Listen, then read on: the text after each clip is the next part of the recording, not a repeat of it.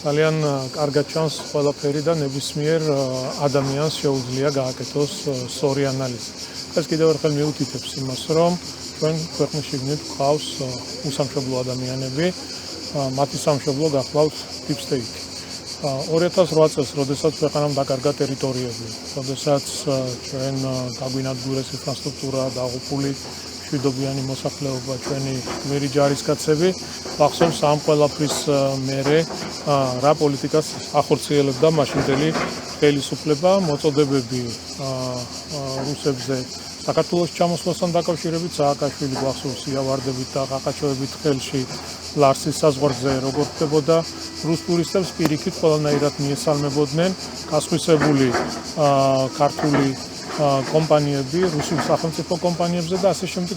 ეს ყველაფერი მიუთითებს იმაზე, რომ ამ ადამიანებს არ აქვს საკუთარი აზრის დაფიქსირების უფლება. ისინი ჩვეულებრივი აგენტები არიან, კითხვის დასმის უფლებაც კი არ აქვს. როგორც ჯარში ჯარისკაცები მსახურობენ, ისე მსახურებიან deep states, ხო?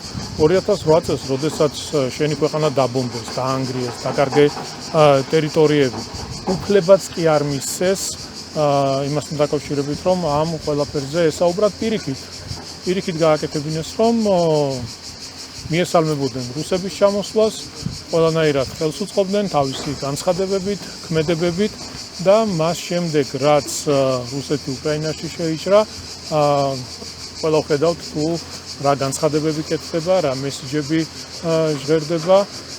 ეს არის სამწუხარო რეალობა, რასაც რეალობის შეცვლილი ნარატივი რას ნიშნავს? თქვენ ამ განცხადებით, ანუ ანტირუსული განწყობები ქვეყანაში ან საზოგადოებაში არ არსებობდა და 22 წლის შემდეგ ხელოვნურად შექმნა. ეს არის ფარისეულობა, რასაც ვისმენთ და რასაც აკეთებს კონკრეტული პოლიტიკოსი, NGO-შნიკები, ეს NGO სექტორის წარმომადგენლები, ჩვეულებრივი ფარისეულური განცხადებები, ფარისეულური დამოკიდებულება. ჩვენ გვახსოვს აი მე კონკრეტულად შემიძლია გავიხსენოთ კონკრეტული სახელები გვარები მშვილდაძე, ელენე ხოშტარია, რომელიც პირდაპირ საუბრობდა, მიესალმებოდა 2008 წლის ომის შემდეგ არის საუბარი, როდესაც ქვეყანამ დაკარგა ტერიტორიები, დაგვეღობა უამრავი მშვიდობიანი მოსახლეობა, გმირი ჯარისკაცები.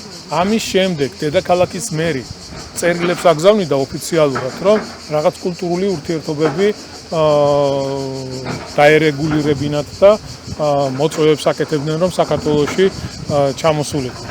ეს მიუთითებს იმაზე, რომ ამ ადამიანებს რასაც ეუბნებოდნენ, რასაც ავალებდნენ, თავდახრილები აკეთებდნენ ყველაფერს. კიდევ ერთხელ მეორე, უფლებაც კი არ აქვს, რომ შეკითხვა დასვან რატომ.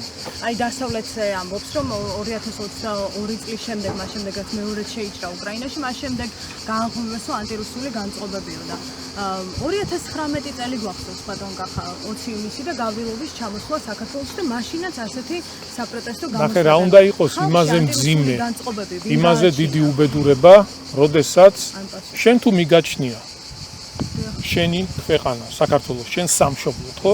რა უნდა იყოს იმაზე დიდი უბედურება, როდესაც კარგავ ტერიტორიებს, როდესაც გეღუპება მშვიდობიანი მოსახლეობა, გეღუპება გმირი ჯარისკაცები და ამის შემდეგ პირიქით ვცდილობ რუსეთთან დაათმო ურთიერთობები, პირიქით მოიწვიო რუსული კომპანიები საქართველოში, პრეზიდენტი კიდევ ერთხელ ვიმეორებ, ამ დამანგრეველი და გამაუბედურებელი ომის შემდეგ იავარდებით ხელში ხდებოდა ლარსის საზღვარზე რუს ტურისტებს. და მაშინ კარგი იყო რუსები და დღეს გახდა ცუდი, მას შემდეგ რაც უკრაინაში შეიჭრა, ეს მიუთითებს იმაზე, რომ რასაც deep state ავალებს ამ უსამშობლო ადამიანებს, ისინი ვალდებულები არიან ყველაფერი შეასრულონ ზედმიწევნით.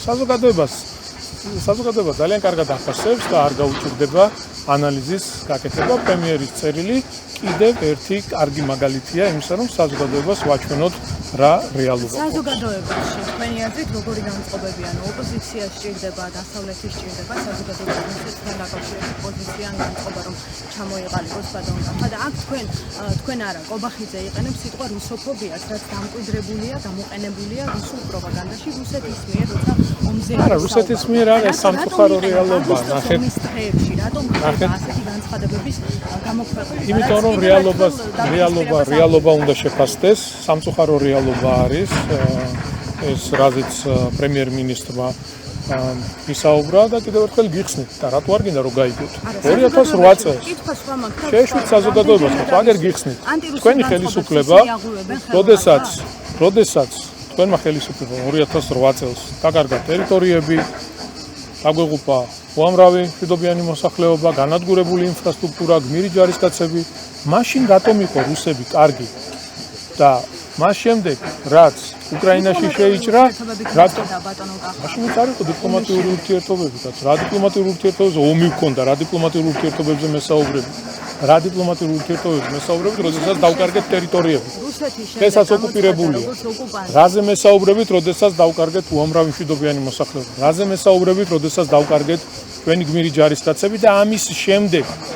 გაბედეს და რა განცხადებებს აკეთებდნენ რომ რუსები ჩამოსულიყვნენ ბიზნესი ეწარმოებინათ სახელმწიფო კომპანიები შემოეყვანათ რუსული სახელმწიფო კომპანიები და როდესაც შენ ჰქონდა ომი და მოხდა ეს ყველაფერი მაშინ კარგი იყო რუსები მაშინ რატომ არ იყო ეს დამოკიდებულება აი ეს ნახე რაზე მიუთითებს ნახეთ შენ თქვენ რა შეცვალეთ ნახეთ ჩვენ შევცვალეთ ის რომ ჩვენი პოლიტიკით გადადგმული ნაბიჯებით ყველაზე მთავარი რაც კეთდება ტარდება ქვეყნის მოსახლეობის ინტერესი ტარდება სახელმწიფოს ინტერესი და ის რომ დღეს ჩვენ ქვეყანაში გვაქვს გრძელვადიანი მშვიდობა რასაც მოაქვს ქვეყნის ეკონომიკური განვითარება ეს მოიტანა ქართულმა ოცნებამ 2012 წლის შემდეგ და თქვენ მგონიათ რომ ეს ყველაფერი ძალიან მარტივია შეხედეთ როგორ ებრძვიან ქართულ სახელმწიფოებრიობას როგორ ებრძვიან ქართულ ხალხს რა განცხადებები კეთდება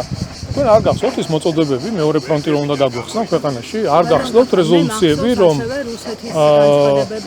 სანქციებს მიუერთდებოდით და ამით საკუთარი ქვეყანა უნდა დაგვენგრია საკუთარი ეკონომიკა უნდა გაგვენადგურებინა საკუთარი ხალხი უნდა დაგვეზიანებინა მაგრამ არ გამოგივიდათ ეს და არ გამოგივიდათ იმიტომ რომ დღეს ქვეყნის ხელისუფლებაში არის პატრიოტი ადამიანები ვისაც უყვარს თავისი ქვეყანა და ვისაც უყვარს თავისი ხალხი მე ვამაყობ იმით რომ ვარ ქართველი ვამაყობ იმით რომ დავიბადე ამ ქვეყანაში აქ გავიზარდე აქ ვისწავლე აქ ავიდგე ენა ეს ჩემთვის საამაყოა საამაყოა ჩემი წარსული ჩემი კულტურა და თქვენ პირიქით თქვენი NGO-შნიკები კონკრეტული განცხადებებით კონკრეტული ქმედებებით ამ ყველაფერს ებრძვით და არაერთი მაგალითი შემიძლია მოგიყვანოთ ამისი და კონკრეტული ვიდეო კადრებით გაჩვენოთ. ბოლო კითხვას დაგისვამთ აგვისტოს ომის პერიოდში, როცა რუსეთისთვის მაამებლური განცხადება კეთდება.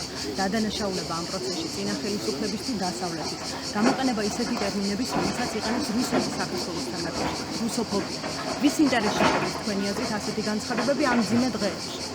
ესე იგი, ის პოლიტიკა, რომელსაც თქვენი ხელისუფლება სააკაშვილის სისხლიანი რეჟიმი ახორციელებდა, ეს იყო მოღალატეობრივი პოლიტიკა. და ის შედეგები, რაც ქვეყანამ მიიღო, არის იმ პოლიტიკის, იმ მოღალატეობრივი პოლიტიკის შედეგი, რომელსაც სააკაშვილი და მისი კრიმინალური რეჟიმი ახორციელებდა. აი ეს მოგვიტანა იმ პოლიტიკამ, იმ მავნებლურმა პოლიტიკამ, რასაც ეს ადამიანები ახორციელებდნენ. ეს ვისი დავალებით ხდებოდა, ვისი მითითებით ხდებოდა, ყველაფერი გაირკვევა.